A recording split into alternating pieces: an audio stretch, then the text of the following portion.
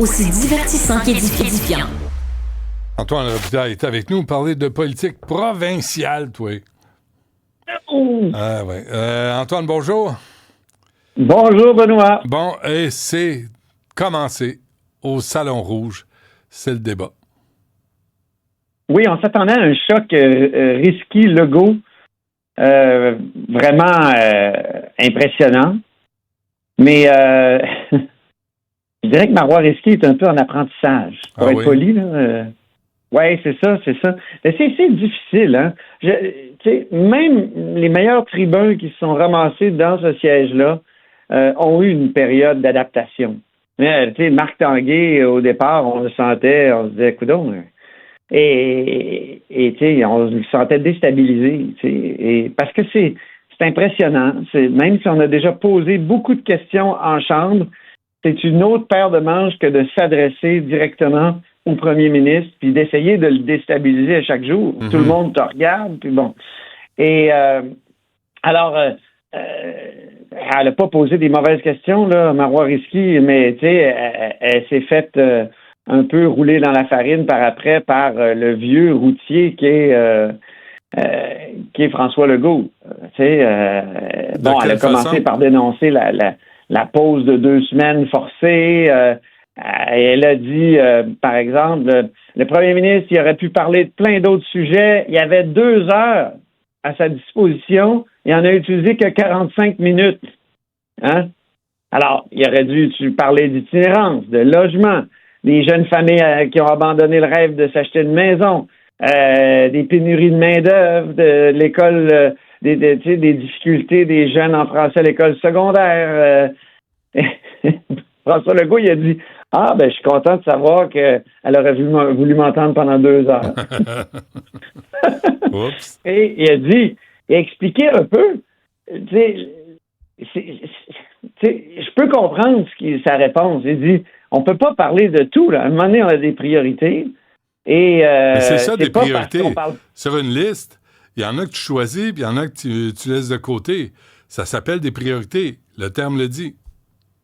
Oui, et tu peux avoir des priorités comme politicien. Par exemple, François Legault, on peut pas dire là qu'il trouve que l'éducation, c'est pas important. Il l'a répété, puis il a mis beaucoup, beaucoup d'argent en éducation depuis qu'il est au pouvoir depuis 7 ans, même si, bon, il y a encore des compressions, puis tu sais, les gens se plaignent tout le temps. De toute façon. On peut pas dire qu'il a pas... Tu sais, il a amélioré le salaire des enseignants tellement que, je sais pas si tu as vu, il y a eu un article intéressant, là, les directeurs d'école et les directeurs adjoints, ils ont de la misère à en recruter parce que c'est plus payant, tu sais, quand tu as beaucoup d'expérience, de redevenir prof seulement. Ouais. Alors... tu as une baisse de salaire quand tu t'en vas à la direction d'une école. C'est fou, là, parce que tu commences au bas de l'échelle. C'est ça. Ouais, c'est ridicule. C'est dur d'être directeur d'école, là. Faut que tu co-gères l'école avec le syndicat d'une certaine façon. Mais ce que je voulais dire, c'est que François Legault, il a dit, moi, j'ai identifié des champs d'action. Bon, ça peut avoir l'air de la sémantique, la différence entre champ d'action et priorité. Des champs d'action qui vont nous permettre de travailler dans nos priorités, hein, qui sont santé et éducation. Par exemple, si on remet de l'argent dans les poches des Québécois, ben ils vont peut-être avoir un peu plus d'argent pour se faire une mise de fonds puis investir dans une maison, tu sais, tout ça.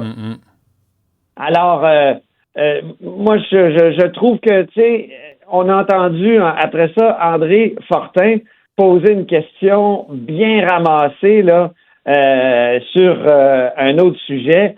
Par exemple, il a dit que le gouvernement a dit croyez-moi, on va changer notre façon de gérer, mais c'est exactement le contraire de ce que j'ai fait dans les 7 dernières années. S'occupera pas des régions. Tu sais, André Fortin était plus percutant, je pense, que Marois Risky. Et là, on a senti le gouvernement un peu mal à l'aise. Christine Fréchette qui a dit les régions sont au cœur de notre mandat. Le nouveau ministre Jean-François Simard de Québec, Hey, la réponse, c'est oui, j'ai fait ma maîtrise en développement régional, puis j'ai rencontré beaucoup de monde depuis que je suis ministre. Non, mais et je me pince parce que c'est la première fois depuis 20 ans que je réponds à une question comme ministre à l'Assemblée nationale. Est-ce que quelqu'un lui a apporté... Non, répondez à la question. Tu aurais dû entendre Samuel Poulin après, tu sais, un vieux outil des communications, là, solide, une réponse, il a donné des exemples en Beauce. Et donc... Sur l'implication dans les régions de la part du gouvernement. Mais là, monsieur... Exact. Ouais, OK. Bon, il y en a qui commencent, hein? La chance au coureur, comme on dit. Exactement. Puis, il faut le dire, on est en lendemain de discours d'ouverture. Puis, Marois Risky a été très bonne ce matin, là, quand elle a parlé de l'islamisme radical. Tu sais, dans son discours, M. Legault a dit on subit des assauts des islamistes radicaux, et sans donner de détails. Moi, après, j'ai texté, d'ailleurs, les gens au gouvernement, je dis qu'est-ce qu'il voulait dire exactement? Là, il parlait de Bedford, puis il parlait de... Il parlait de d'autres choses, par exemple les prières de rue. Les prières de rue, les manifestations, Montreal for Palestine, bloquer des rues sans arrêt, du vandalisme, de toutes les manifestations pro-Hamas, pro-palestiniennes. Là, faut pas être sans dessin non plus. Ce qui se passe dans les écoles, pas juste à Bedford, les pères de famille qui reconnaissent pas l'autorité d'une femme qui est directrice d'école, la liste est longue, là. On va pas jouer au niaiseux non plus. Elle est bien placée pour parler parce qu'elle l'a dénoncé, Bedford. Mais elle se dit, est-ce que c'est la bonne manière d'amener le sujet sur le tapis? Pourquoi? Puis, on peut écouter ce qu'elle a dit. D'ailleurs, c'était assez pertinent ce matin en point de presse. C'était aussi des gens du syndicat qui ont décidé de ne pas protéger tous leurs membres. Il y a différents volets dans l'affaire Bedford, puis je ne veux pas dénaturer l'affaire Bedford. On ne peut pas utiliser l'affaire Bedford pour faire de la politique uniquement. Mais les faits aussi sont les suivants. Qu'est-ce que M. Drainville a fait par la suite? Suivant le rapport qu'il a eu du ministère, il y a eu une enquête. Les gens ont perdu leur brevet d'enseignant. Alors, quelle est l'urgence maintenant d'agir alors que ça a été réglé, ce dossier-là, et qu'effectivement, il y a eu des directives claires qui ont été envoyées dans tout le réseau de l'éducation? Bernard Drainville, là-dessus, il a été impeccable, je dois le dire. I'll jump in English. Donc, écoute... Mais attends, Antoine, parce que les syndicats là, sont impliqués, mais les représentants syndicaux avaient peur des groupes à Bedford qui étaient intimidants, qui étaient menaçants. Là, c'est Marois Risky qui fait de la petite politique avec ça. Là. Ah, ben moi, je trouve qu'elle répond bien parce qu'elle dit, quand il y a des accusations comme ça, monter en épingle, comme le premier ministre l'a fait, sans détail, ben, ça fait en sorte qu'il peut y avoir des retombées très mauvaises, Benoît. Oh. Elle a donné l'exemple d'une manifestation qui était l'invitation à une manifestation qui était lancée sur Facebook pour manifester devant la mosquée de Québec le 29 janvier prochain contre l'islamisation du Québec. OK, mais Antoine, veux-tu... Là, c'est parce que viens vivre à Montréal un peu. Parce que le 7 octobre, il y a des manifestations prévues pour applaudir le carnage. Fait qu'un comme dans l'autre, c'est pas plus brillant. On va pas applaudir... Québec, il y a des gens qui ont été assassinés, là. Ouais. Non, mais ça, je te dis. Ça, je te dis. Je suis d'accord avec ça. Il devrait pas... Un dingue qui s'abreuvait à des blogs américains, puis... Antoine, écoute-moi 30 secondes, là. Je suis d'accord avec toi, là, à Québec, pas de manifestation pour cette tragédie. Mais à Montréal... C'est dégueulasse. Oui, mais écoute, là, jusqu'à la fin. À Montréal, il y a des gens qui vont, le 7 octobre, célébrer le carnage qui a eu lieu en Israël par le Hamas. 1200 personnes, des otages sont encore pris. Est-ce que ça, c'est mieux? Est-ce que ça, le Parti libéral va le dénoncer? Parce que si on dénonce un, il faut dénoncer l'autre. S'il y en a une qui a tout dénoncé ça, qui dit il y a d'autres radicalismes aussi, hein, que celui-là. Oui. Et d'ailleurs, elle a cité le rapport Rousseau-Pelchat. Elle dit, bon, il n'y a pas tellement de mention de l'islamisme radical là-dedans. Oui, mais le rapport Rousseau-Pelchat est intéressant en ce qu'il disait que aux États-Unis, il y a la montée du christianisme radical de droite. Aux États-Unis, oui, arrêtez avec Trump, puis toujours justifié par les États-Unis. Alexandre Bissonnette s'abreuvait. Oui, mais Alexandre Bissonnette, là... De ces gens-là, là. Ils sont Antoine, au pouvoir aux États-Unis maintenant. Antoine. Et c'était dans le rapport Rousseau-Pelchac, il soulignait que c'était un danger, ça aussi. Ben oui, donc, c'est un gars, un imbécile qui a tué du monde.